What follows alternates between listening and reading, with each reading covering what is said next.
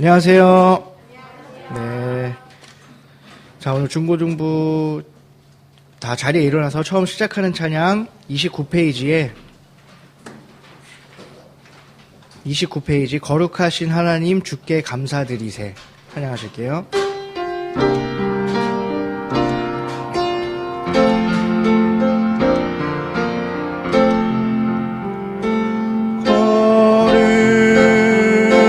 거룩하신 하나님 주께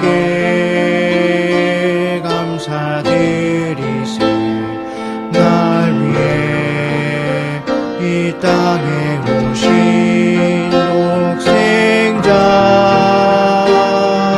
예수 나의 맘과 뜻 다해 주를 사랑합니다. 날 위해 이 땅에 오신 독생자 예수 내가 약할 때 강함 주고 가난할 때 우리를 구욕해 하신 나의 주 감사 내가 약할 때 강함 주고 가난할 때 우리를 구욕해 하신 나의 주 감사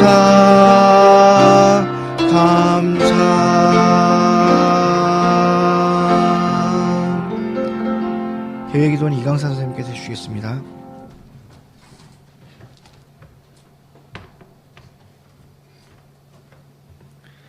하나님, 오늘 또 이렇게 예배드릴 수 있는 날 허락해 주셔서 감사합니다.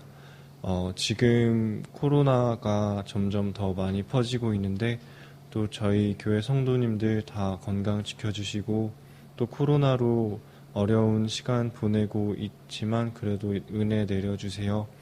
또 중고등부 친구들도 코로나 바이러스로부터 지켜주세요. 오늘 말씀 전하시는 박성철 집사님 말씀 잘 듣고 또 나중에 저희가 예수님 앞에서 다 회개 보고를 할 텐데 그때 잘했다고 칭찬받을 수 있는 우리 모두가 될 수 있도록 도와주시고 또 오늘 말씀 전하시는 박성철 집사님 힘 주세요. 감사드리고 예수님의 이름으로 기도드렸습니다. 아멘. 다음 찬양은 21페이지의 주를 위한 이곳에 찬양하실게요.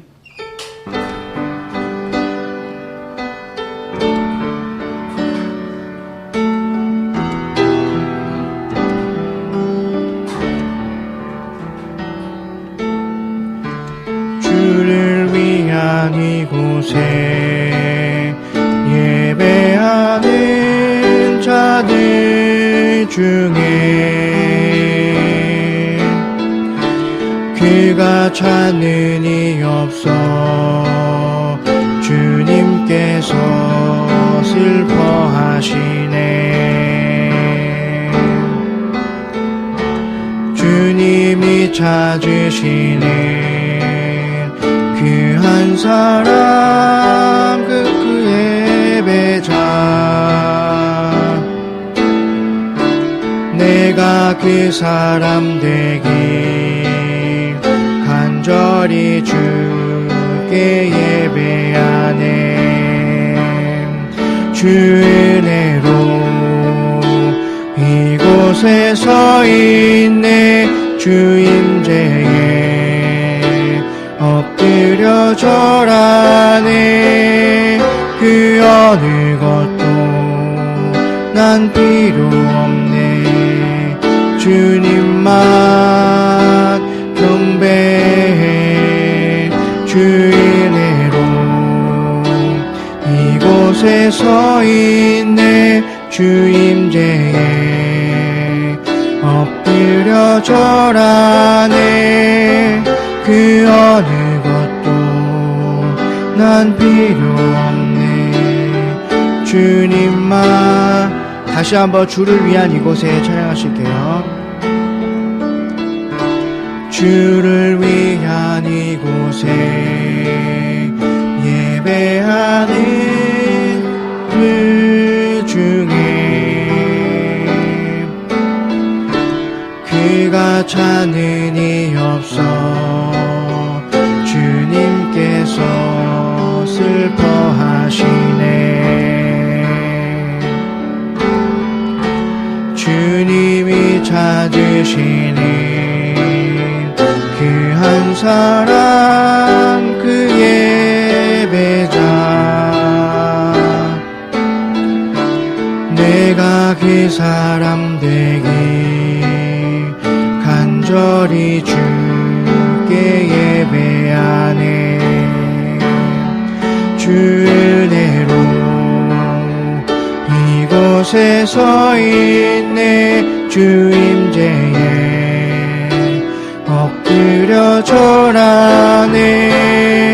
그 어느 것도 난 필요 없네.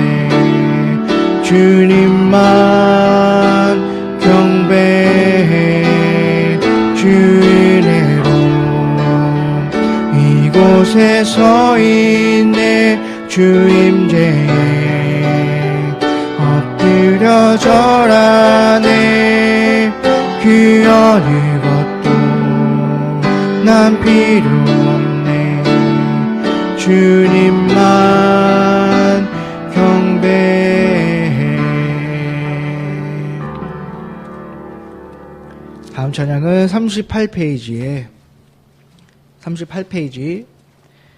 찬송가 461장 십자가를 질 수 있나 1, 2, 4절 찬양하실게요.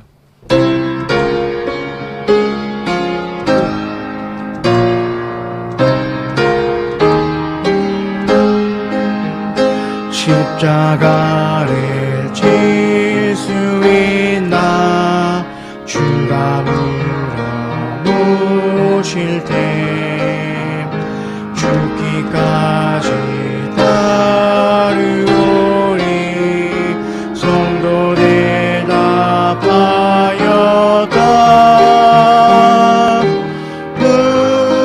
우리의 심령 주의 것이니 주님의 영상 만드소서. 주 인도 따라 살아갈 동안 사랑과 충성을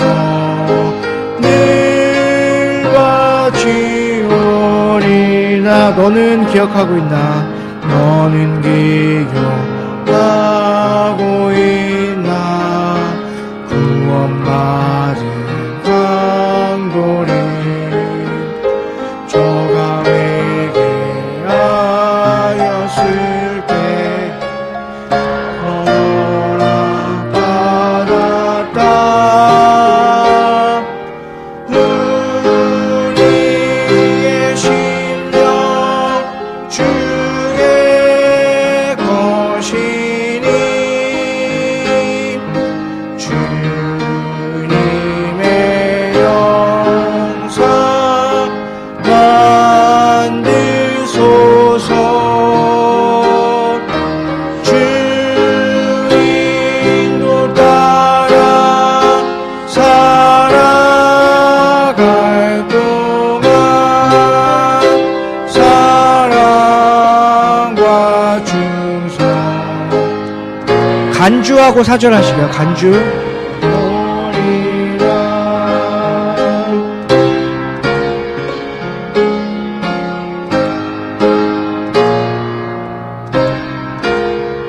이런 일 다 할 수 있나?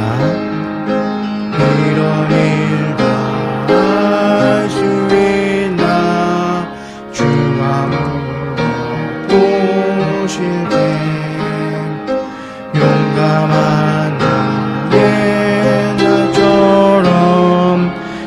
뜻대로 파리라 우리 심령 주의 것이니 주님의 용서 만드소서 주인도 따라 살아갈 동안 사랑과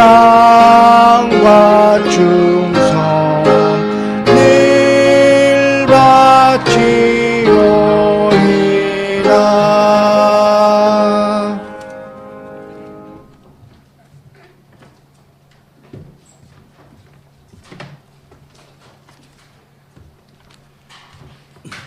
여러분들 반갑습니다.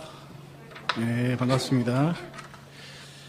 여러분들 혹시 비가 지금 계속 왔는데 혹시 집에 그 물 새는 친구 있어? 비 새는 친구? 아 진짜? 어떻게 해 요즘에? 이렇게 물 같은 거 이렇게 받쳐놓고 그래? 벽에 새는 거구나 이렇게. 바닥에? 왜 그러냐면 선생님 집도 막 비가 새가지고 그래서 그 잠자리를 주원이 방에 비가 새가지고 이걸 다 빼놨어. 그래서 마루에서 자 지금. 그래서 이게 비가 너무 많이 오니까 이런 일들도 좀 있었던 것 같아. 그래서 여러분들 혹시 주변에 비 때문에 어려운 친구들 있으면 기도를 좀 해주시고 만약에 도움이 필요한 친구 있으면 선생님들한테 얘기를 좀 해주세요. 예, 그래서 우리 같이 기도를 좀 할 테니까 여러분들이 이렇게 주위를 돌아보고 기도하는 것도 좋은 것 같아요.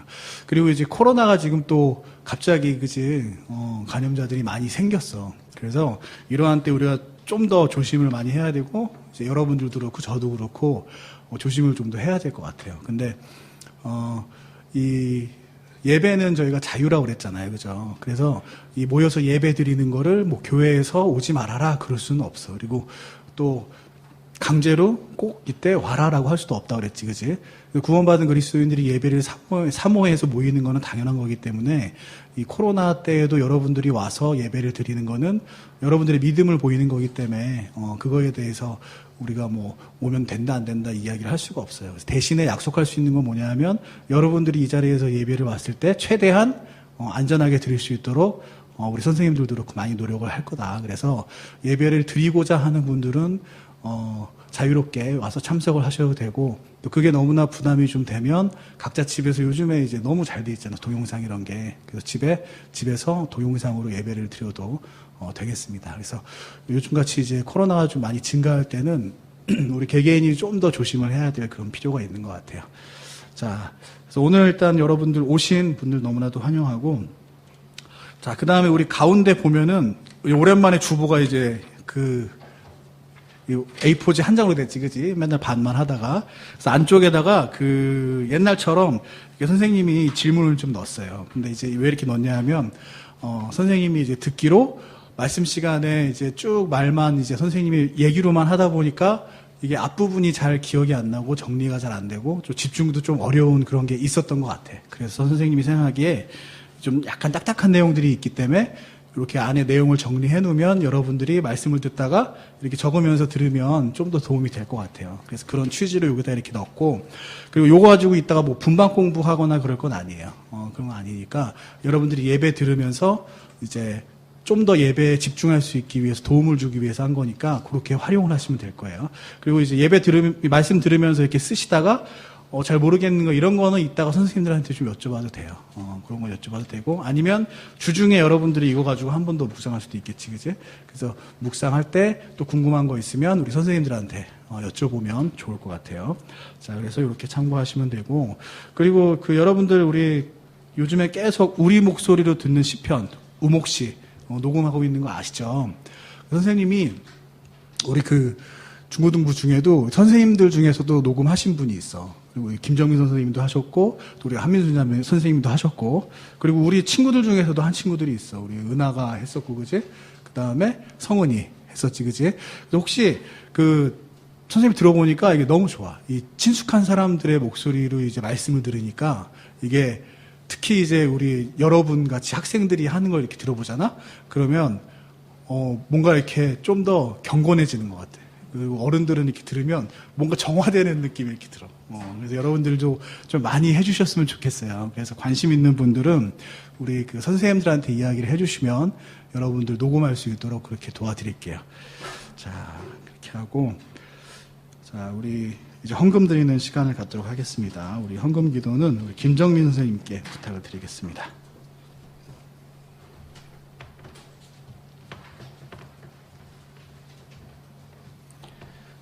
기도하겠습니다. 아버지 하나님 참 감사드립니다. 저희를 먼저 사랑하셔서 죽음 가운데 있는 저희에게 예수 그리스도를 보내주시고 예수 그리스도의 그 보혈로 말미암아 믿음으로 구원을 얻게 하신 주님의 은혜에 우리가 늘 감사합니다. 우리가 그 은혜에 감사해서 이 자리에 나와 하나님을 예배하고 찬양하며 기도하며 또 교제하며 나아갑니다. 아버지 하나님, 우리에게 주신 그 모든 것들이 다 아버지 하나님께 속하여 있음을 우리가 고백합니다. 그래서 그것에 감사해서 자원하는 마음으로 아버지 하나님께 물질을 드리오니 이 물질을 아버지 하나님 받아주시고 아버지 하나님께서 원하시고 기뻐하시는 곳에 사용하여 주옵소서. 예배의 시작과 끝을 주님께 의탁드립니다. 우리 마음을 옥토로 만들어 주셔서 우리 마음밭을 갈아주시고 이 갈아진 그 마음밭에 하나님의 말씀이 떨어져서 열매를 맺는 삶 살 수 있도록 주님 도와주옵소서. 감사합니다. 예수님 이름으로 기도드렸습니다. 아멘.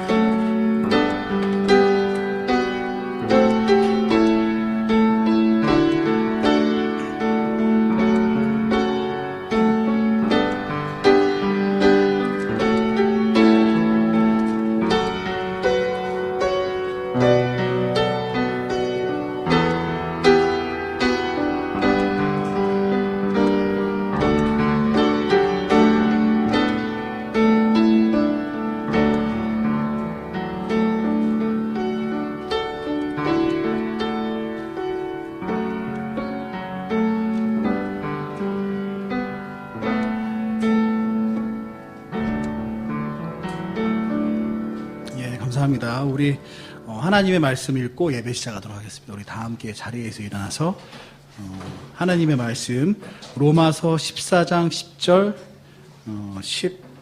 13절 보도록 하겠습니다. 로마서 14장 10절부터 13절 말씀입니다. 자, 로마서 14장 10절부터 13절. 자, 선생님이 읽을게요. 그런데 내가 어찌하여 내 형제를 판단하느냐? 어찌하여 내 형제를 무시하느냐? 우리가 다 그리스도의 심판석 앞에 서리라. 기록된 바 내가 살아있음을 두고 맹세하노니 모든 무릎이 내게 굴복하고 모든 혀가 하나님에게 자백하리라. 주가 말하노라 하였느니라. 그러므로 이와 같이 우리 각 사람이 자신에 관하여 하나님께 회개 보고를 하리라. 그런즉 우리가 다시는 서로를 판단하지 말고 도리어 이것 즉 아무도 자기 형제의 길에 걸림돌이나 넘어질 기회를 두지 않을 것을 판단할지니라. 아멘. 선생님이 기도하겠습니다. 하나님, 저희들에게 구원을 허락하셔서 감사합니다. 그리고 또 저희에게 미래에 있을 일들을 성경에 기록하셔서 또 현재 우리가 준비할 수 있도록 해주심에 감사드립니다. 우리가 언젠가 주님 앞에 그리스도의 심판석 앞에 설 때에 그때 우리가 했던 모든 것들을 주님 앞에 이야기하고 또 회개 보고한다고 말씀에 기록해 두었습니다. 이것을 우리 현재에 사는 우리들이 어떻게 이해하고 우리의 삶 가운데 어떻게 적용해야 될지 오늘 이 시간 저희들 지혜를 하나님 허락하셔서 그 말씀대로 마음속에 깊이 새기고 현재를 준비하는 우리들 될 수 있도록 인도하여 주시옵소서. 예수님의 이름으로 기도드렸습니다. 아멘. 자, 오늘은 그리스도의 심판석이라는 제목으로 말씀을 듣도록 할게요. 자, 선생님은 구원받은 후에 선생님의 인생에 가장 큰 영향을 준 책이 무엇이다라고 하면 성경이에요. 성경이 선생님의 삶 가운데 아주 가장 큰 영향을 준 것 같아요. 그래서 선생님의 삶의 방향, 삶의 태도, 그러니까 선생님이 어떻게 이 인생을 살아가야 되는지 그런 것들을 가르쳐 주었고 또 무엇을 위해서 살아가야 되는지 그런 것들을 가르쳐 준 게 성경 말씀이에요. 그래서 현재 선생님의 이런 삶의 모습이 어떻게 보면 대부분 상당히 많은 부분 성경에 의해서 영향받은 그런 모습이다라고 해도 과언이 아닐 것 같습니다. 근데 이건 비단 선생님뿐만 그런 게 아니라 구원받은 그리스도인들은 대부분의 경우 성경에서 가장 큰 영향을 받아요. 그리고 성경의 말씀을 이제 앞으로 우리가 어떻게 살지 등불 그런 지침으로 삼고 살아가고 있죠. 그래서 구원받은 사람에게는 이 성경이 굉장히 많이 중요하고 그래서 정말 중요한 게 뭐냐 성경을 어떻게 해석하느냐 이것이 정말 중요해요. 성경을 잘못 해석하면 이 말씀이 옳고 진리의 말씀이라 할지라도 이 말씀대로 올바르게 살 수 없는 거죠. 하나님이 의도해서 이렇게 말씀하셨는데 이거를 다른 의도로 저렇게 해석해버리면 하나님의 의도와 다르게 생활할 수밖에 없는 거예요. 그래서 중요한 건 성경을 가까이 두는 거 중요하고 그와 더불어 성경을 어떻게 해석하느냐 이것도 굉장히 중요합니다. 그래서 성경을 어떻게 해석하느냐에 대해서는 선생님이 설교할 때 이제 몇 번 이야기를 했어요. 그래서 오늘은 좀 간략하게 먼저 얘기를 좀 할게요. 성경은 결론부터 얘기하면 자, 문자적으로, 문맥적으로, 역사적으로 해석을 해야 됩니다. 자, 성경은 문자적으로, 문맥적으로, 그리고 역사적으로 해석을 해야 돼요. 자, 문자적이라 하면 무슨 뜻이냐면 이 성경의 단어가 원래 가지고 있는 뜻을 1차적으로 해석을 한다. 그거예요. 예를 들어서 무두셀라가 성경에서 969세까지 살았다고 하잖아요. 그죠? 그러면 그 문맥상 봐서 어색하지 않으면 아, 그냥 969세까지 살았구나. 라고 이해하고 받아들이는 게 이 문자적 해석이라고 볼 수가 있어요. 이 문자적 해석에 정말 중요한 게 뭐겠어요? 그리고 그 안에 단어의 개념, 정의 이게 굉장히 중요하겠죠. 그죠? 그래서 하나님께서도 저번에도 이제 이야기를 했지만 뭐 사랑이라든가 믿음이라든가 소망이라든가 정말 중요한 단어들, 예배 이런 중요한 단어들은 하나님께서 국어사전처럼 이 성경 안에다가 그 뜻을 정의를 다 풀어 놓으셨다라고 했잖아요. 그죠? 왜 그렇게 하셨냐 하면 성경은 1차적으로 문자적으로 해석을 해야 하기 때문에 그래서 하나님께서 그렇게 성경을 기록을 하셨어요. 자, 그래서 성경에서 쭉 읽어봤을 때 그거를 문자적으로 해석할 때 어색하지 않으면 1차적으로 어떻게 해석을 한다? 문자적으로 해석을 하는 거예요. 그래서 무두셀라가 969세까지 살았다는 건 진짜 969세가 아니라 그냥 오래 살았던 걸 은유적으로 표현한 거다. 라든가 구약시대의 나이는 10분의 1로 나누기를 해야 돼. 10분의 1을 곱해야 되라는 것처럼 현재 우리가 받아들일 수 있는 상식으로 변화해서 이해하든가 그렇게 하면 안 된다는 얘기예요. 그것이 우리가 알고 있는 상식과 부딪히고 충돌해서 받아들이기 어려울지라도 그 성경의 문맥상에서 비유적으로 해석하거나 뭐 다른 수사법을 사용해서 사용할 그러한 근거가 아무것도 없다면 어떻게 해야 된다? 무조건 1차적으로 그 단어가 뜻하는 바대로 우리가 받아들여야 된다라는 거예요.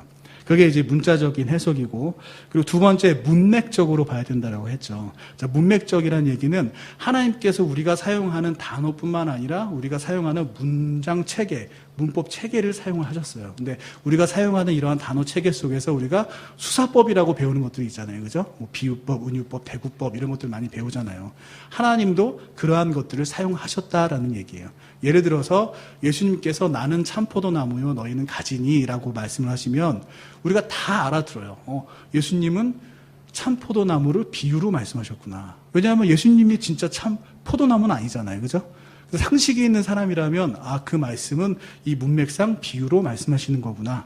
이걸 알아들을 수가 있어요. 그래서 예수님께서 나는 참포도나무요 너희는 가지니라고 하면 나무에 가지가 붙어 있어야 되는구나. 그런 형상처럼 우리도 예수님께 붙어 있어야 되는구나라고 우리가 문맥적으로 충분히 이해할 수가 있죠. 그죠?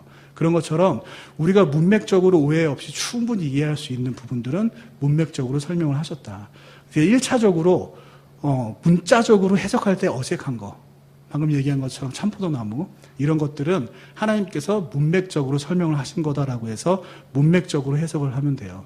그리고 이제 마지막으로 역사적인 것은 뭐냐면 자, 우리 역사적인 사건들 이런 것들을 이 성경에 이제 일어난 일들과 비교해서 연대기적으로 확인도 해보고 하면서 해석을 하는 거예요. 그리고 또 역사적이라는 거는 이 성경의 순서가 이제 시간 순서로도 이제 기록이 돼 있죠, 그죠? 물론 편집상에 이제 시간이 역전되는 경우도 있지만 그런 것들을 이제 앞뒤로 비교해서 살펴보면서 우리 인류의 역사처럼 시간의 흐름대로 이 성경도 해석하는 거. 이런 걸 우리가 역사적 해석이라고 할 수가 있어요. 그래서 여러분들 그 모세 시대에 우리가 많이 작년에 모세 이야기 들었잖아요. 모세 시대에 이스라엘 민족들이 이집트에서 노예 생활하는 것들 이런 것들 우리가 성경을 통해서 많이 배웠잖아요. 그죠? 근데 이집트의 그러한 그 정말 웅장한 그런 건물들을 보면 피라미드 같은 거 정말 대단하잖아요. 그죠? 근데 그러한 피라미드를 아마도 이 이집트에서 그 어떤 노예들을 사용해서 지었을 확률이 굉장히 높고 그리고 이스라엘 민족들도 거기에 동원되었을 그런 가능성이 굉장히 높겠죠. 그죠? 그리고 비단 뭐 피라미드는 뭐 이스라엘 민족들이 동원되지 않았을지라도 그 당시에 피라미드를 보면 그 당시에 이 도시의 이집트의 건물들이 정말 웅장했겠구나. 되게 규모가 적지 않았겠구나 하는 걸 우리가 유추해 볼 수가 있어요. 그러면 그러한 가운데 이스라엘 민족들이 벽돌을 만들었잖아요. 그치? 그러면 건설 현장에 동원이 됐겠구나. 그리고 저렇게 큰 거를 지으려면 정말 많은 핍박을 받았을 거고 고생도 많이 했겠구나라는 걸 우리가 그 피라미드를 보면서 알 수가 있어요. 자, 그리고 그 사도 바울의 예를 또 들면 사도 바울이 이제 아테네에 가서 그리스에 가서 이렇게 이야기를 한 적이 있어요. 너희가 알지 못하는 신을 찾고 알지 못하는 신을 경배하려고 하는데 너희가 그 알지 못하는 신을 내가 오늘 자세하게 정확하게 가르쳐 주겠다라고 하고 복음을 전해요. 근데 그리스 사람들이 이 신을 추구를 했어. 여러분들 잘 알죠, 그죠? 그리스에 유명한 게 뭐가 있어요? 제우스, 헤라클레스, 누구지? 하데스, 또 바다의 신이 누구지? 포세이돈? 이런 그리스의 그 신화 많이 들어봤잖아요. 그죠? 이야기도 많이 들어보고.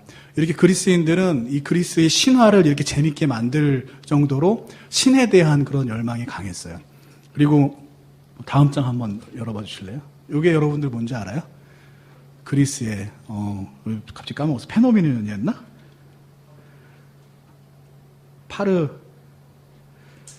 파르테논, 맞아. 좀 전에 알았거든? 근데 지금 갑자기 까먹었어. 파르테논. 아까 승빈이가 계속 얘기했는데, 그렇지? 파르테논 신전이에요. 그러니까 이런 신전을 지어서 여기에 그 사제들이 있었어. 일반인들이 이제 뭐 귀족들이나 와서 그 사제한테 뭔가 이렇게 나라의 중요한 일이나 자기한테 중요한 일을 재물을 주면서 예언을 해달라고 했어. 그러면 이 신전에서 그런 사제들이 그 이제 예언을 해주고 그랬지. 그래서 그렇게 이제 신을 좀 많이 섬기고 신을 찾는 그러한 민족들이 바로 그리스인들이었어요. 그래서 이런 그 파르테논 신전 같은 거를 보면 그리스인들이 신을 정말 찾았구나. 그리고 그 가운데서 그렇게 이제 그 여사제들이 이제 그 환각 가운데 그러니까 뭐 향 같은 걸 이렇게 막 피웠었어. 그래서 약간 약에 취해서 환상을 보고 그런 것들을 예언이라고 막 그 무슨 얘기 하는지도 모르고 이제 정신 이상한 사람들이 막 이상한 얘기 하잖아. 그래서 그런 상태 황홀경에 빠져서 이상한 얘기 막 하면 그게 이제 신의 언어다 그래서 막 해석을 했거든. 해석하는 사람들이 자기 원하는 대로 막 해석해 줬겠지, 그지? 그렇게 해서 이제 돈을 받고 막 그랬는데 그런 모습을 보면서 안타까운 마음에 사도 바울이 복음을 전했겠지. 신은 내가 알고 있는 신은 하나님인데 하나님은 너희들이 그렇게 해서 만날 수 있는 분이 아니다. 내가 오늘 정확히 가르쳐 주겠다. 그러한 모습을 보면서 굉장히 안타깝게 복음을 전하지 않았을까. 그런 생각이 들어요. 자, 이렇게 역사적인 사건하고 이제 성경을 이렇게 이제 비추어서 이제 해석하는 것들을 이제 역사적 해석이라고 그래요. 그리고 신약의 이제 많은 말씀들을 구약의 말씀들과 이제 비교하고 역사적으로 살펴보는 거, 이런 것들이 역사적 해석입니다. 그래서 정리를 해보면 성경은 해석이 굉장히 중요한데 어떻게 해석을 해야 되느냐? 자, 문자적, 문맥적, 그리고 역사적으로 해석을 해야 돼요. 자, 이제 우리가 성경을 어떻게 해석해야 되는지는 이제 여기까지 이야기를 하고, 자, 이 굉장히 중요한 주제예요. 그래서 다음에 좀 더 시간을 두고 이야기를 들어보도록 하고, 자, 이제는 이거를 한번 생각해 봅시다. 자, 우리가 지금까지 성경 말씀을 들어왔을 때, 우리가 모세 이야기도 듣고 여호수아 얘기도 듣고 그랬잖아요, 그죠? 아담과 하와의 이야기 듣고, 자, 그래서 들어온 라합의 얘기도 듣고, 근데 그러한 일들이 다 어때요? 과거에 있었던 일이잖아, 그지? 과거에 있었던 일이잖아. 근데 성경에는 과거에 있었던 일뿐만 아니라 미래에 있을 일도 기록이 되어 있어요. 자, 그래서 우리는 현재를 살아갈 때에 과거도 중요하고 미래의 일을 아는 것도 중요해요. 그래서 과거의 일은 우리에게 어떻게 도움을 주느냐. 과거의 어떤 잘못들, 그런 것들 통해서, 아, 내가 이렇게 하면 안 되겠구나. 과거의 좋은 사례들, 이런 거 보며, 아, 내가 이렇게 해야 되겠구나. 이런 일이 생겼을 때는 이런 방법으로 해야 되겠구나. 이렇게 우리가 이 현재를 어떤 문제에 직면했을 때 이걸 어떻게 해야 되겠구나 하는 지혜를 얻어낼 수 있는 게 과거의 일들을 살펴보면서 우리가 알 수가 있지, 그죠? 반대로 미래의 일들은 어때요? 우리가 어떤 방향으로 나가야 되는구나. 미래에 어떤 일이 있으니까 현재 뭘 준비해야 되는구나. 이렇게 우리가 미래에 있을 일들을 보고 현재에 또 우리가 중요하게 참고를 할 수가 있어요. 그래서 과거의 일들뿐만 아니라 미래의 일을 아는 것도 굉장히 중요하다. 그래서 오늘 이제 선생님이 이야기할 이야기는 이 그리스도의 심판석, 이 제목은 미래에 있을 일이에요. 그리고 다음 주에도 선생님이 미래에 있을 일에 대해서 한번 또 이야기를 할 거예요. 그래서 오늘 이제 그리스도의 심판석에서 이야기를 할 텐데, 이 미래에 있을 일인데 이거를 왜 이렇게 지금 이야기를 하냐? 미래에 있을 일이 현재 우리의 삶을 어떻게 사는데 어떻게 살아야 하는지 알려주는 굉장히 중요한 그러한 역할을 하기 때문에, 그리고 이 그리스도의 심판석은 굉장히 중요한 일이에요. 사건이에요. 그래서 이 사건이 우리의 현재의 삶엔 정말 너무나도 엄청나게 큰 영향을 주기 때문에 오늘 이 시간에는 이 미래에 있을 일인 그리스도의 심판석에 대해서 이야기를 하려고 해요. 근데 이 미래에 있을 일을 해석하는 데 있어서 굉장히 좀 주의해야 될 게 있어요. 자, 요한계시록 여러분들 혹시 성경 본 적 있어요? 요한계시록? 미래의 일이라고 하면 가장 대표적인 게 요한계시록이잖아요. 그치? 요한계시록 읽어보면 아마 이해하기가 되게 힘들 거야. 선생님도 그 요한계시록 읽을 때는 굉장히 어려워요. 그래서 막 하나하나 찾아보면서 막 공부하면서 봐야 돼요. 그래서 이렇게 어려운 게 이제 미래에 있을 일들인데, 근데 이제 이러한 그 미래에 있을 일들을 기록한 것들이 이해하기 어려운 부분이 있기 때문에 어떤 사람들은 이제 이거를 이용을 해요. 어떤 사람들은 또 이거를 그냥 문자적, 문맥적, 역사적으로 해석하기 어려우니까 그냥 비유로 해석을 해버려. 자기가 편한 대로. 원래 하나님이 의도했던 그 뜻이 아니라 새롭게 자기가 막 이해한 대로 막 설명을 하는 거지, 그치?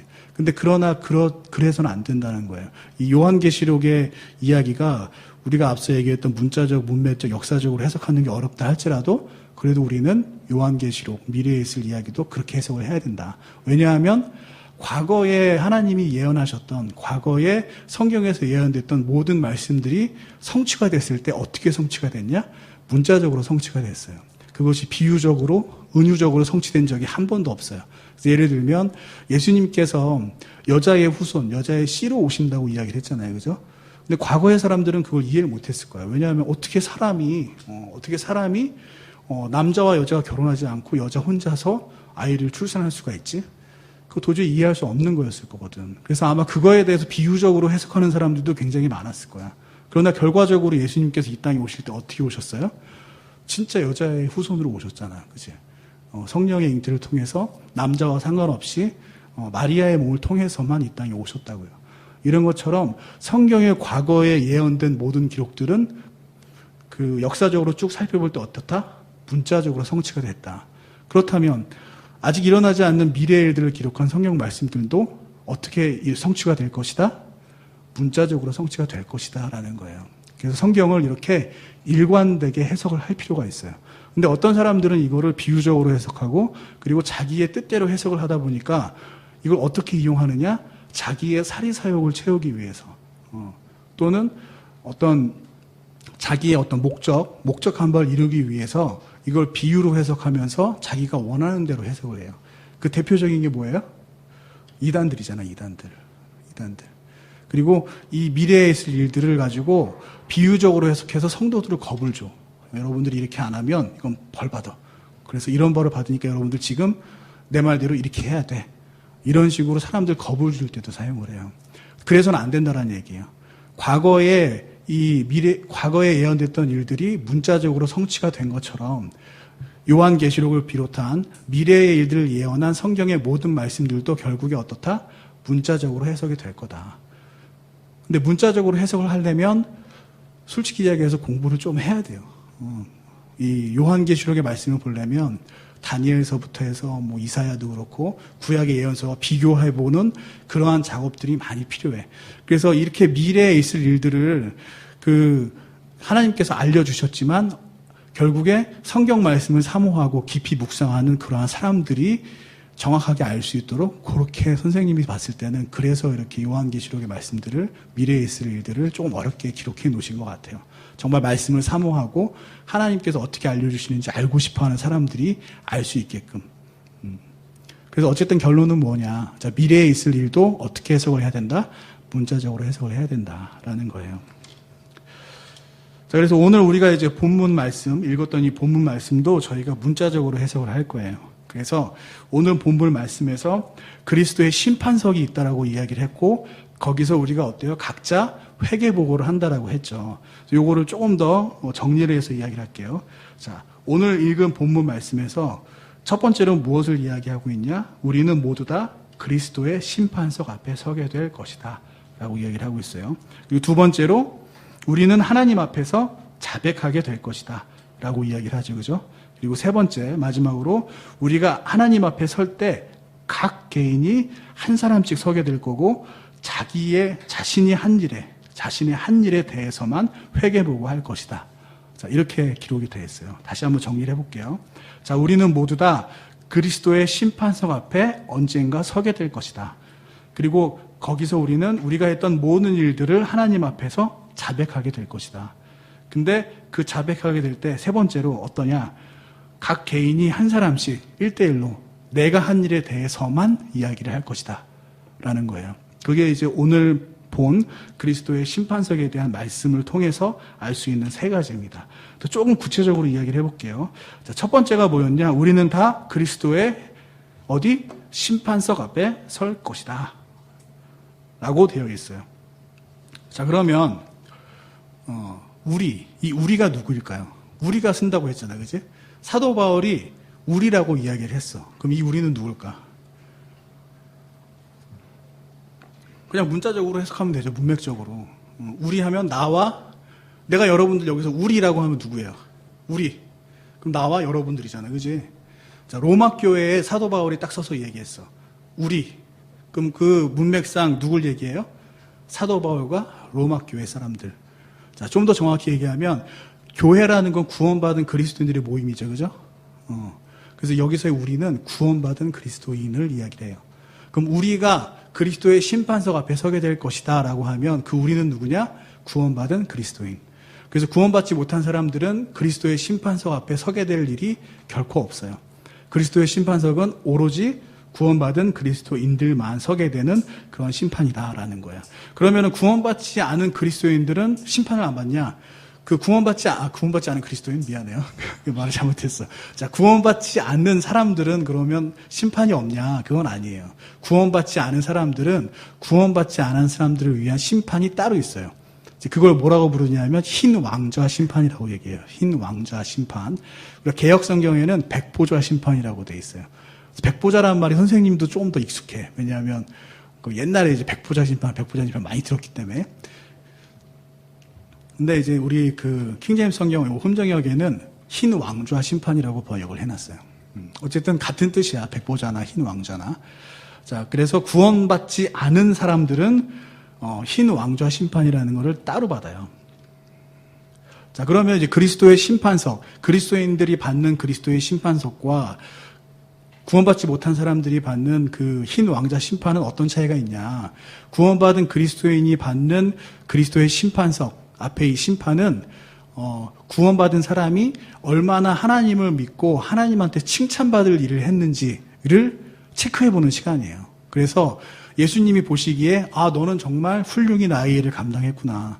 정말 너는 나를 위해서 많은 일을 했구나라고 하면 그거에 대해서 상을 주는, 상급을 주는 그런 심판이 그리스도의 심판석이에요.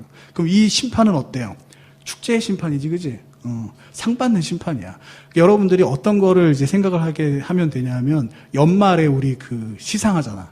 그래서 성경 많이 읽으면 이렇게 선물 주고, 전도한 친구한테도 우리가 선물 주고, 출석, 개근한 친구들 선물 주고 막 이러잖아. 그지? 그런 심판이 그리스도의 심판석에 있는 심판이라고 보시면 돼요. 그리고 선생님도 왜 이렇게 연말에 그러한 일을 하냐? 그러한 모습을 눈으로 여러분들한테 보여주고 싶은 거예요. 그리스도의 심판석에 여러분들이 나중에 그리스도의 심판석 앞에 섰을 때 여러분들도 그렇게 상을 받았으면 좋겠다. 이렇게 상을 받을 것이다. 라고 형성화해서 보여주기 위해서 우리 교회에서 연말에 이렇게 시상을 하는 거예요. 그래서 그러한 심판이 그리스도의 심판석 앞에 있을 심판이다. 근데 반면에 구원받지 않은 사람들, 구원받지 못한 사람들이 받는 흰 왕좌 심판은 무슨 심판이냐? 그 심판 앞에는 생명책이 놓여 있을 거예요. 생명책이 놓여 있고 그 사람들을 불러놓고 체크를 할 거예요. 하나님이. 누구야? 네 이름이 생명책에 있는 거 보자. 없구나. 그럼 너 구원받지 않은 게 확실하구나. 그러면 그 사람들은 어때요? 영원한 이제 그 불호수라 불리는 지옥 형벌을 받게 되는 거예요. 그래서 마지막 최종으로 끝까지 구원받지 못한 사람들을 최종적으로 불호수로 보내는 심판. 무시무시한 심판이죠. 그죠? 이러한 심판이 바로 흰 왕좌 심판이에요. 그래서 어떤 사람들은 이 두 가지 심판을 좀 섞어서 이야기하는 경우가 있어요. 근데 그렇지 않아요. 우리 다음 슬라이드 좀 보시면. 이 대상이 다른 것처럼 일어나는 이제 시기도 달라요. 그래서 그리스도의 심판석은 언제 일어나냐면 여기서 봤을 때 이 교회가 이제 공중 들림을 받아서 공중에서 예수님을 만나게 돼요. 근데 그 예수님을 만날 때 그곳에서 일어나는 게 그리스도의 심판석에서의 심판이에요. 자, 이 교회 시대는 예수님이 재림하시면서 끝나요. 근데 예수님이 재림하시면서 어떻게 재림을 하시냐? 구원받은 성도들을 불러요. 다음 주에 우리가 이제 그 말씀을 볼 텐데 구원받은 사람들을 호령을 해요. 그래서 주의 음성, 주의 호령과 함께 오신다고 되어 있거든요. 그래서 구원받은 사람들 보고 이리 올라오라라고 이야기를 해요. 그래서 그거를 대표적으로 예시를 하는 게 요한계시록 보면 사도 요한한테 하나님이 이리 올라오라라고 해서 탁 채워 끌어서 올라가세요. 그런 것처럼 우리 예수님이 재림을 하시면서 성도들에게 올라오라라고 얘기를 해요. 그러면 이 지상에 있던 그런 구원받은 그리스도인들은 교회는 들려서 올라가게 돼요. 그리고 예수님은 내려오시죠. 그죠? 그럼 예수님이 내려오시고 그 다음에 교회는 들림을 받아서 공중에서 예수님을 만나게 되는 거예요. 그래서 이걸 공중재림 이렇게 이야기를 해요. 그래서 공중에서 예수님을 만나고 거기서 무엇을 하느냐? 여러분들 어린 양의 혼인잔치라고 들어봤어요? 그 우리 함께 기뻐해 그 찬송 들어봤어? 어린 양의 혼인잔치와 신부가 준비되었네. 그거 있잖아요. 그지? 그래서 신부가 교회고, 그 예수님을 만나서 우리가 축제의 분위기로 그런 그 즐거움을 나누는, 기쁨을 나누는 그러한 시간이 바로 어린 양의 혼인잔치라고 해요. 그래서 예수님이 우리 신랑이라고 표현하잖아. 그리고 교회를 신부라고 얘기하고. 그러니까 신랑과 신부가 딱 만난 거야. 그러니까 여러분들 결혼할 때 그 흰색 웨딩드레스 입고, 신부 아버지가 신부를 들고 이렇게 가잖아요. 그죠? 그럼 신랑이 이렇게 내려오잖아. 그래서 만나지, 그지? 그래서 신부 아버지가 신랑한테 이렇게 신부를 딱 인계하잖아. 그러면 신랑이 그 손을 받고 이렇게 가잖아요. 그죠? 그래서 인계해서 그 중간에 만나는 거. 그거 상징하는 게 바로 이 공중재림이에요. 그래서 서양의 결혼식은 이거를 형성화한 거야. 몰랐지, 그지?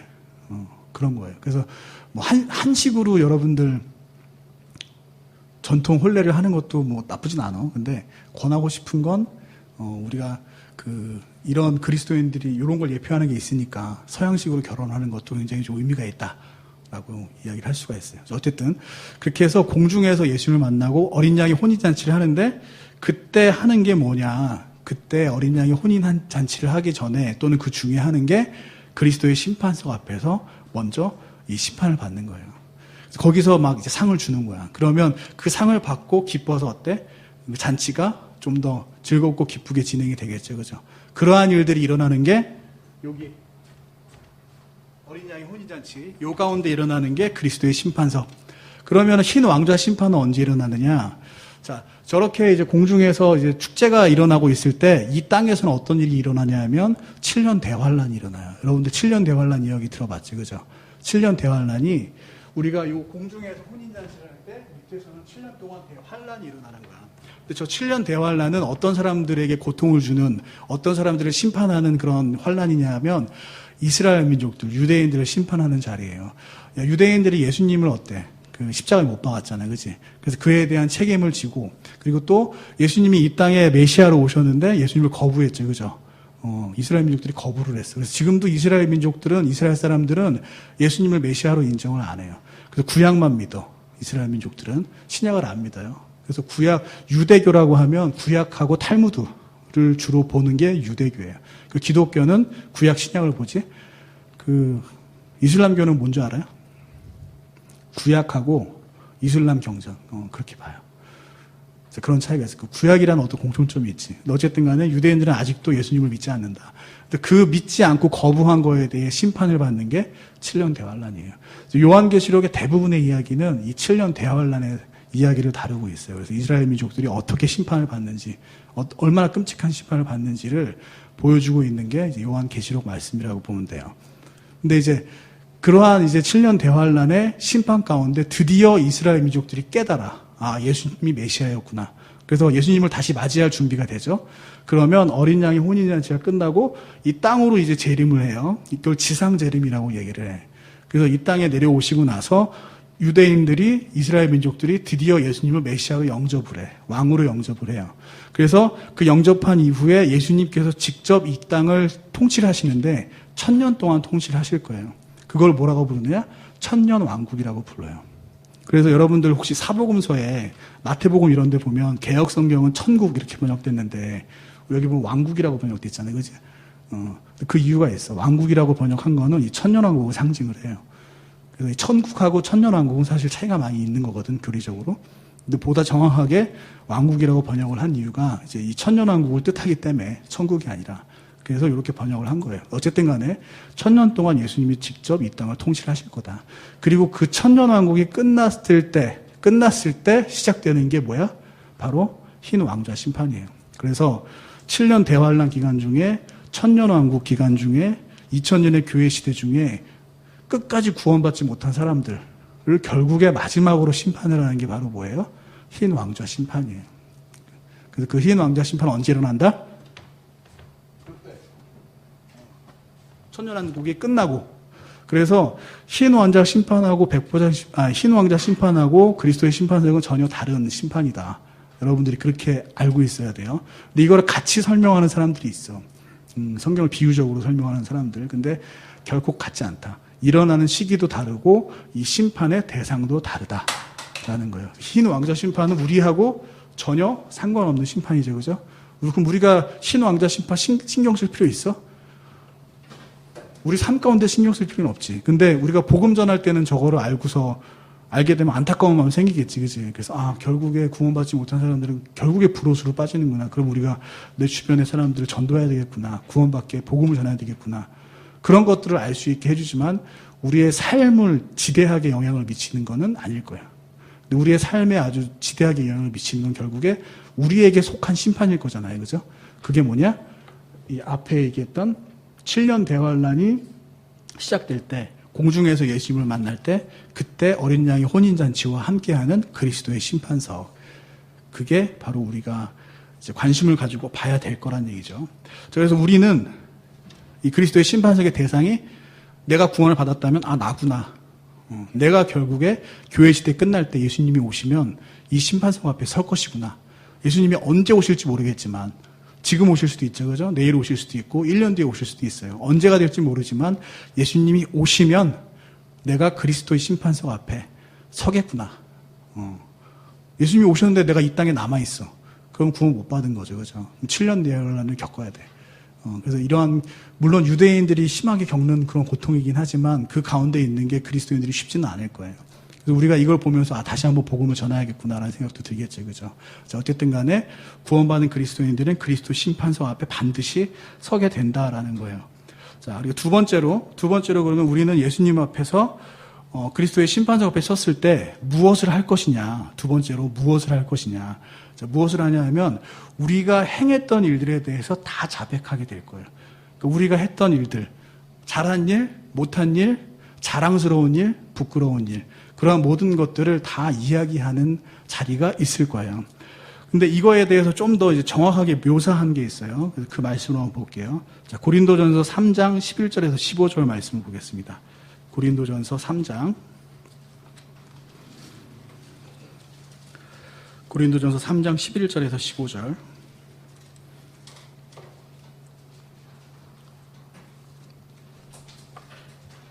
자, 이거는 우리가 그 그리스도 심판석 앞에서 우리가 다 자백을 하잖아, 우리의 일들을. 그럼 우리가 고백하고 자백했던 일들이 어떻게 다루어지는지를 보여주는 거예요. 그래서 그게 어떻게 상급이 되는지. 자, 고린도전서 3장, 자,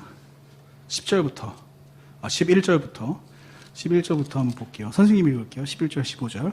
자, 아무도 이미 놓은 기초 외에 능히 다른 기초를 놓을 수 없나니 이 기초는 곧 예수 그리스도시니라. 그런데 만일 어떤 사람이 이 기초 위에 금이나 은이나 보석이나 나무나 건초나 짚을 세우면 각 사람의 일이 드러나리라. 그 날이 그것을 밝히 드러내리니 이는 그것이 불에 의해 드러나고 그 불이 각 사람의 일이 어떤 종류인지 그것을 시험할 것이기 때문이라. 자, 무슨 얘기냐면 우리가 모든 행했던 일들을 자백을 하고 이제 예수님 앞에 설명을 하잖아요. 그러면 그 설명했던 일이 어떤 일들은 금처럼 예수님 위에 금처럼 보이게 세워지고 어떤 일은 은, 어떤 일은 보석처럼 보여지고 또 어떤 일은 나무처럼 보여지고 어떤 일은 집처럼 보여지고 건초처럼 보여진다라는 얘기예요. 자, 근데 갑자기 어디서 불이 날아와서 그 불을 통과하게 되면 나무하고 집하고 건초는 어떻게 돼? 다 타버리겠지, 그지? 그 금, 은, 보석만 남을 거 아니야, 그지? 그러면 그 금, 은, 보석이 뭐가 돼요? 우리의 상급이 된다라는 얘기예요. 그래서 요거를 조금 이해하기 쉽게 다시 설명을 하면, 자, 우리가 했던 일 중에 검토의 대상이 되는 거, 상을 줄 검토의 대상이 되는 건 어떤 일들이냐? 예수님이라는 기초 위에 쌓은 일이에요. 즉, 여러분들이 예수님을 위해서 했던 일, 하나님의 영광을 위해서 했던 일, 그러한 일들만 상급을 주기 위해 검토가 될 대상이 될 거야. 여러분들이 아무리 반에서 1등을 해도 그걸 여러분들의 유익을 위해서 했다? 그거는 검토 대상이 안 돼요. 그냥 잘했어. 그러고 끝나는 거예요. 상급을 줄 대상이 안 되는 거야. 여러분들이 좋은 대학을 갔어. 좋은 직장을 갔어. 그걸로 끝났어. 그럼 그건 그냥 그걸로 끝나는 거예요. 이 위에서 언급할 거리가 안 되는 거지. 그래서 선생님이 얘기한 게 이제 뭐 서울대 가면 선생님 하나님이 기뻐하실까? 그 자체로 기뻐하시지는 않겠죠. 그죠? 어떤 노력을 통해서 갔느냐, 왜 갔느냐, 그걸 보고 기뻐하시겠지. 그지? 그래서 결국에 어떤 일이든 간에 보여지는 거 말고 정말 예수님을 위해서 한 거냐, 하나님의 영광을 위해서 한 거냐, 그러한 일만 이 상급을 줄 검토의 대상으로 올라간다는 얘기예요.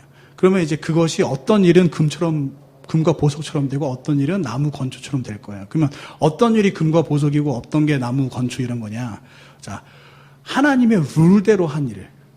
내가 예수님을 위해서 했어요. 하나님을 위해서라고 했지만 성경에 나오는 반복대로 하나님께서 원하시는 기뻐하시는 방법대로 한 일들은 금은 보석으로 표현이 되고, 내가 이걸 예수님을 위해서 하나님을 위해서 한다고 했지만 세상의 재물을 사용하고 내 힘을 이용해서 하려고 하고 다른 어떤 좀 더 효과적인 어떤 세상의 방법 또는 불법 이러한 것들로 인해서 만약 이룬 거라면 그건 나무 건초 집이 될 거예요. 그래서 그건 이 불은 하나님의 말씀을 상징을 하는데 하나님의 말씀으로 비춰봤을 때 옳지 못한 방법으로 했다면 그것이 비단 하나님을 위해서 예수님을 위해서 했다고 하지만 그 방법이 옳지 않다면 그거는 다 타서 없어질 거예요. 자, 그래서 우리가 그리스도의 심판석 앞에 서게 될 텐데, 그리고 우리가 모든 했던 행위들에 대해서, 일에 대해서 예수님한테 회개 보고를 할 텐데, 그때 어떤 일들이 상급으로 났느냐? 첫째, 예수님을 위해서 한 거, 하나님의 영광을 위해서 한 거, 플러스 엔드 조건이에요. 또는이 아니라 그리고 하나님께서 성경에서 말씀하신 룰대로 한 거, 하나님께서 원하시는 기뻐하시는 방법대로 한 거, 그것들을 가지고 하나님께서 상급을 주신다라고 하는 거예요. 자, 이 그리스도의 심판석 앞에서 우리가 어떤 일을 해야 상급을 받는지 알게 되겠죠. 그죠? 그래서 여러분들이 공부 열심히 하는 거 좋아요. 근데 열심히 해서 성공해서 좋은 대학 가면 여러분들이 현재 생활에 좋은 생활하고 도움되는 생활하는데 거기까지 끝날 거야. 근데 그게 하나님을 만났을 때 상급으로 이어지려면 내가 왜 좋은 대학을 가야 되는지 나 스스로 생각을 해봐야 돼요. 누굴 위해서. 그리고 공부를 할 때 컨닝하면 안 되겠지, 그지? 정말 열심히 하나님의 방법 정직하게 해야 되겠지, 그지? 내가 정말 하나님께서 기뻐하시는 방법으로 했느냐. 그래서 어떤 일이 상급을 받는 거구나. 우리가 그걸 알아야 지금 어때요? 어떻게 해야 되는구나 알겠지, 그지? 그래서 저는 여러분들이 그리스도의 심판석 앞에 섰을 때 정말 많은 상급을 받기를 원해요. 그래서 정말 어린 양이 혼인잔치 했을 때 기쁘게 우리 서로, 성경에 이런 얘기도 있어. 상급을 아예 못 받는 사람이 있을 수도 있다는 얘기예요. 진짜 극단적으로 선생님이 지금 이렇게 설교하는 것도 만약에 선생님의 어떤 교만으로 인해서 나도 모르게 교만으로 의해서 나의 어떤 그 영광을 위해서 막 설교를 하고 있다라고 하면 이 열심히 설교 준비하고 이 여러분들한테 말씀을 전한 이게 상급으로 하나도 안 남는 거지. 이 일이 지피나 나무나 건초가 된다라는 거지. 그래서 태워서 없어지는 거야. 그래서 어떻게 나중에 천국 올라갔을 때 그 어린 양의 혼인잔치 때 선생님이 아무것도 안 남을 수도 있어. 오히려 여러분들이 더 많은 성급을 받을 수도 있는 거지, 그렇지?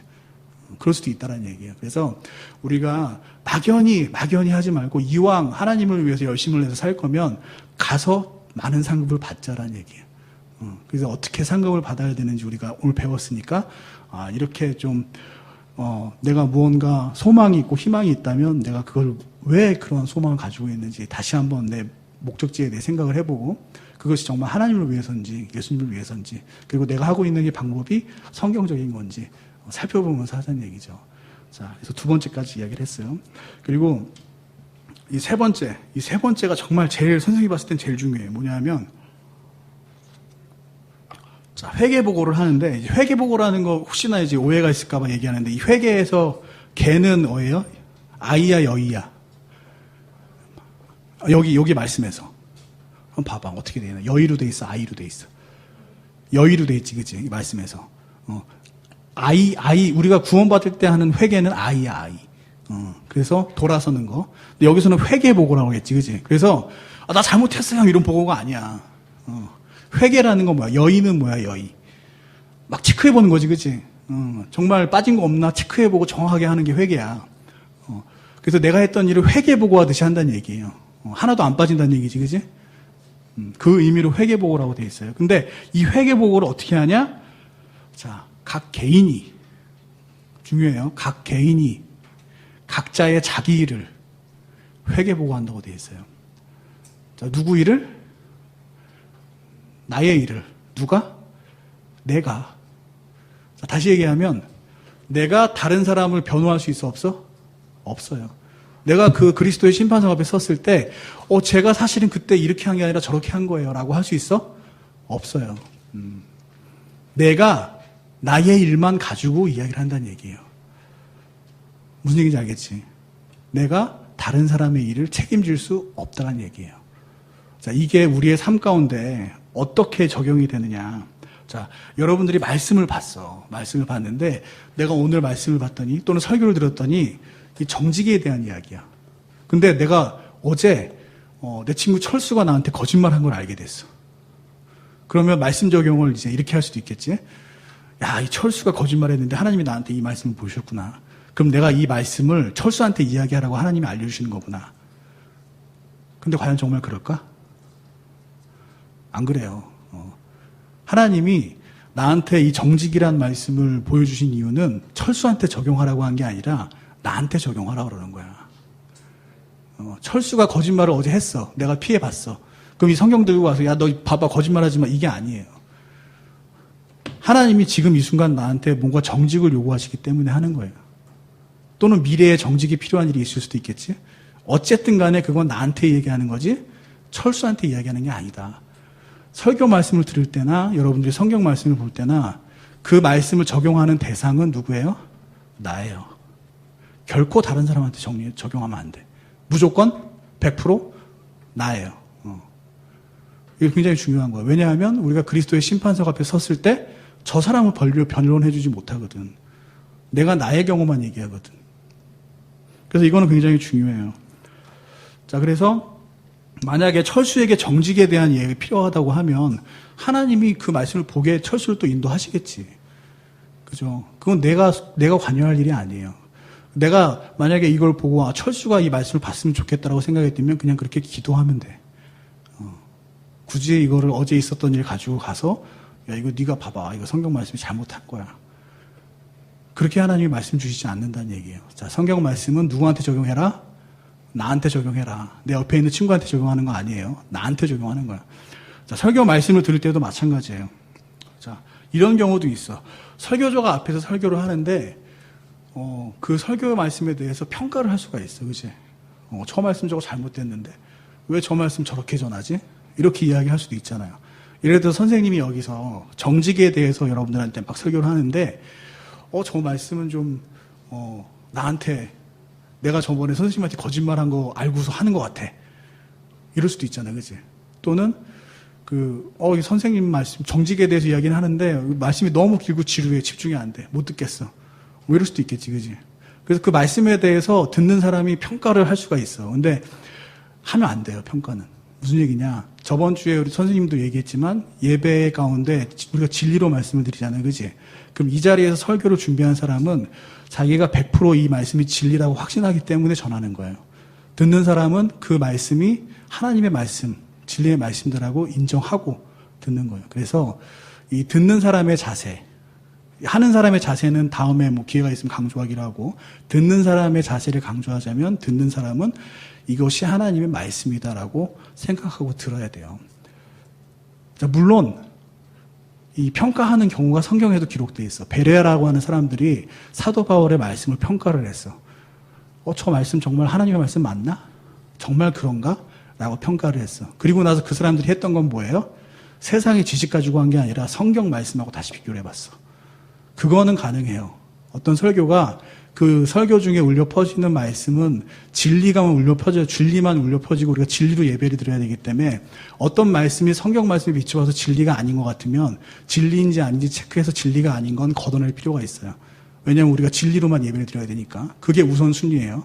설교자보다는.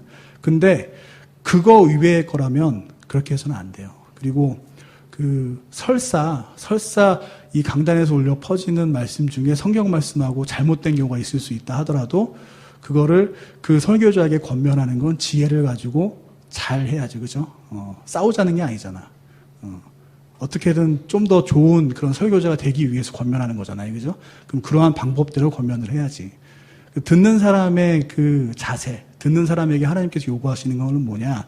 100% 하나님의 말씀이라고 생각하고 받아들이길 원하세요. 그리고 만약에 내가 알고 있는 성경 말씀하고 뭔가 설교자의 말씀이 다르다 같으면 그것까지는 허용할 수 있다. 그리고 그걸 비교해 볼 때 성경을 가지고 평가해 볼 수는 있다. 근데 그거 외에 뭐 어떤 다른 부분에 있어서 세상의 지식을 가지고 이야기를 한다든가 아니면 단순히 나의 어떤 취향과 맞지 않는다든가 또는 성경 말씀 중에 나만 놓고 나를 대상으로 하는 것 같은 그런 생각이 든다거나 그런 자세로 말씀을 듣는 거는 하나님께서 결코 원하시지 않는다. 그래서 그리스도의 심판석 앞에 섰을 때 아마 이렇게 이야기할 수도 있어요. 자, 여러분들이 그리스도의 심판석 앞에 섰어. 근데 하나님이 이렇게 여쭤보시겠죠. 그때 박성철 선생님이 너한테 이런 말씀을 전했는데 정직에 대해서 이런 말씀을 전했는데 어떠니? 넌 말씀 잘 들었니? 어떻게 그것이 말씀이 너 안에 반응을 했고 어떻게 열매를 맺었니? 라고 물어봤을 때 이렇게 얘기할 수도 있겠지. 뭐 예배가 너무 길고 이제 지루하고 집중도 안 되고 너무 힘들었어요. 그래서 못 들었어요. 그리고 나를 두고 얘기하는 것 같아서 내가 너무 힘들어서 이건 아닌 것 같았어요. 그래서 그냥 안 들었어요. 그냥 그 설교자가 잘못한 거예요. 라는 얘기지, 그지? 그럼 하나님이 그렇게 이야기를 했을 때 뭐라고 대답을 하실까? 선생님은 이렇게 대답할 것 같아. 그래, 네 말이 맞을 수도 있다. 근데 그거는 내가 이따가 네 다음 순서가 박성철 선생님인데 그 다음 순서인 박성철 선생님한테 내가 물어볼게. 그건 내가 박성철 선생님한테 물어볼 거고 따져볼 거니까 지금 이 시간은 너에게 적용한 거를 얘기하는 거야. 그 말씀 중에 정말 단 1%도 10%도 너는 적용할 거리가 전혀 없었니? 라고 물어볼 거예요. 이 가운데 설교 가운데 말씀이 울려 퍼지는 이상 단 10%라도 있지 않을까, 그지? 그러면 그 10%를 가지고 나에게 적용하는 거. 이게 하나님이 원하시는 예배예요. 90%에 대해서는 어때? 기도하면 돼. 저 설교자를 위해서. 자, 90%를 가지고 평가하고 판단하는 게 아니라 나에게 적용할 말씀 10%를 가지고 나에게 적용해서 열매 맺는 거. 그걸 하나님께서 원하시는 거고 그리스도의 심판석 앞에서 여러분들한테 이야기할 때도 이렇게 얘기를 할 거예요. 그 10% 너한테 적용해서 어떤 열매를 맺었니? 90% 잘못한 건 내가 이따가 박성철 선생님한테 따로 물어볼 거야. 박성철 선생님한테 따로 회개복고 받을 거야. 넌 그거 신경 안 써도 돼. 10%를 너에게 어떻게 적용했는지 그거에 대해서 네가 너의 했던 행한 일들을 이야기를 해봐. 라고 하나님께서 이야기를 하실 거예요. 자, 이게 굉장히 중요해요. 그래서 여러분들 언젠가 우리는 그 그리스도의 심판석 앞에 서게 될 거예요. 그리고 그 앞에서 우리는 우리가 했던 모든 일들을 다 이야기할 거고 잘한 일에 대해서는 상을 받을 거예요. 근데 그때는 내가 했던 나의 일을 내가 이야기할 뿐이지 내가 다른 사람들의 이야기를 변호하는 자리는 아니에요. 그리고 다른 사람들을 책임질 수도 없어. 그래서 하나님께서, 예수님께서 뭐라고 말씀하셨냐. 그래서 사도 바울은 뭐라고 얘기했냐면, 우리 말씀 본문을 다시 한번 넘어갈게요. 로마서 14장 보면,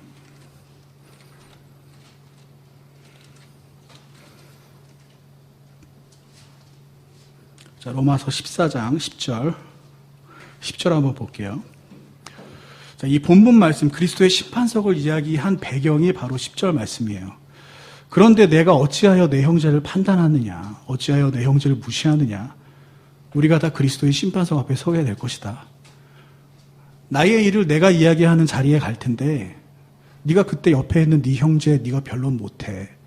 네가 대신 얘기 못해줘. 다시 얘기해서 네가 네 옆에 있는 그 형제 책임 못 져. 그거를 이야기하고 싶은 거예요. 그리고 13절 볼까요? 그런즉 우리가 다시는 서로를 판단하지 말고, 어떻게 하래요? 서로를 판단하지 말고 도리어 이것, 즉 아무도 자기 형제의 길에 걸림돌, 판단하는 게 걸림돌이 된다고 하지, 그지? 걸림돌이나 넘어질 기회를 두지 않을 것을 판단할지니라. 자, 예수님께서도 이렇게 얘기했지. 정말 중요한 말씀이니까 한번 찾아볼게요. 마태복음 7장 3절.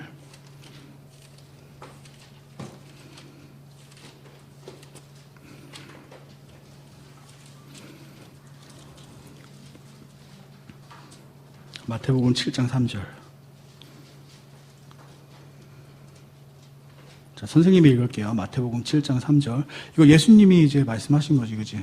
자, 너는 어찌하여 내 형제의 눈 속에 있는 티는 보면서 내 눈 속에 있는 들보는 깊이 생각하지 못하느냐.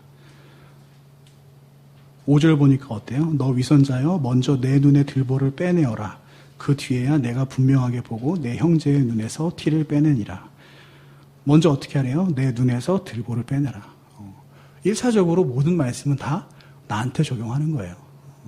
특별한 경우에 하나님께서 권위를 주셔서 다른 사람들을 판단할 수 있는 그런 직위를 주신 직분이 있어요. 우리 과거의 사도들이 그랬고, 과거의 구약의 대언자들이 그랬어요. 현재 교회 시대에는 누구냐? 목사와 교사. 교회 내의 목사와 교사는 하나님께서 교회의 권위를 통해서 하나님께서 다른 사람들을 말씀을 가리킬 수 있는 권위를 주셨어. 제가 여러분들 앞에서 이렇게 권면할 수 있는 이유는 뭐예요? 그러한 권위를 부여받았기 때문에 할 수 있는 거예요. 근데 나는 중고등부에서 말씀을 전하도록 허락을 받았잖아요. 그러니까 내가 여러분들한테는 이렇게 할 수 있는 거야. 근데 내가 다른 데 가서 다른 어른들, 다른 성도들에게 이렇게 얘기할 수 있다? 못해요. 왜? 나는 그렇게 하도록 권위를 받지 않았으니까. 그래서 하나님께서 사람을 사용하시기 때문에 사람한테 권면을 하기 위해서 영적인 사람들을 사용해서 권면을 하세요. 물론 1차적으로 말씀을 권면하지만 사람을 통해서도 권면을 하신다고, 훈계도 하신다고요. 근데 그러한 훈계, 권면할 수 있는 권위를 받은 사람이 어떤 사람이다?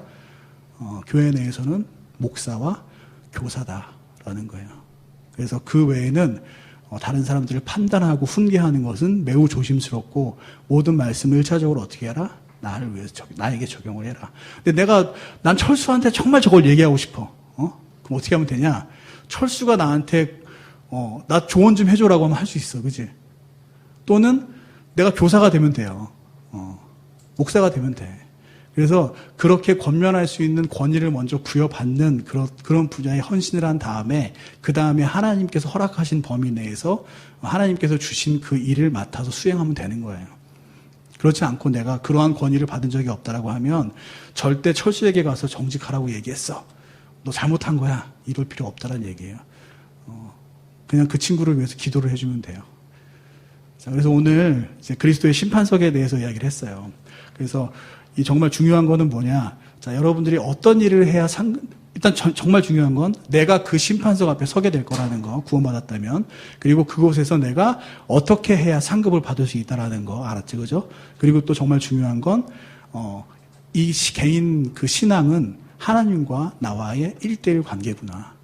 그래서 모든 말씀은 1차적으로 나한테 적용을 해야 되는 거고, 다른 사람들한테 필요한 말씀은 그 말씀이 전해질 수 있도록 여러분들이 어떻게 기도하면 된다. 그리고 만약 기회가 주어진다면, 어떤 상황 가운데 할 수 있는 상황이 허락되면 그때에 적절한 방법으로 그 사람이 잘 받아들일 수 있는 방법으로 조심스럽게 할 수가 있다라는 거예요.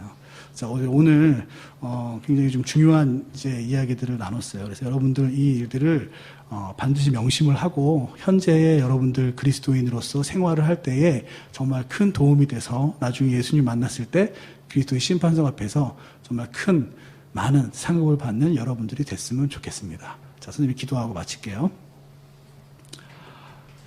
하나님 감사합니다. 저희들 오늘 그리스도의 심판석에 대해서 또 하나님의 말씀을 들었습니다. 정말 이 그리스도의 심판석을 통해서 정말 우리가 현재 어떻게 살아가야 되는지 다시 한번 깨닫게 되었습니다. 우리가 구원받았다면 모두 다 그리스도의 심판석 앞에 설 것이고 그때 각자의 행한 일들을 가지고 다 주님 앞에 회개보고 할 텐데 정말 그 가운데서는 부끄러운 일이 있을 수도 있고 또 자랑스러운 일이 있을 수도 있습니다. 그리고 잘한 일도 있고 못한 일도 있을 텐데 무엇보다도 정말 깊은 것은 그 잘못한 일과 부끄러운 일에 대한 책망보다는 우리가 잘한 일, 자랑스러운 일에 대해서 상급을 준비하신다는 그 사실에 너무나도 감사드립니다. 우리 중고등부 학생들 하나님께서 축복하여 주시고 정말 믿음 생활 잘하여서 하나님의 원하시는 룰대로 정말 하나님께 영광을 돌리고 또 예수님을 위해서 하는 일들이 또 바른 방법을 함으로써 정말 상급으로 이어지는 그래서 많은 상급을 받는 우리 중고등부 학생들 될 수 있도록 하나님 인도하여 주시옵소서. 또 그리고 모든 말씀들을 1차적으로 나에게 적용하고 또 친구를 위해서 기도하며 또 세워주는 그런 우리 중고등부 학생들 될 수 있도록 하나님께서 인도하여 주시옵소서. 예수님의 이름으로 기도드렸습니다. 아멘.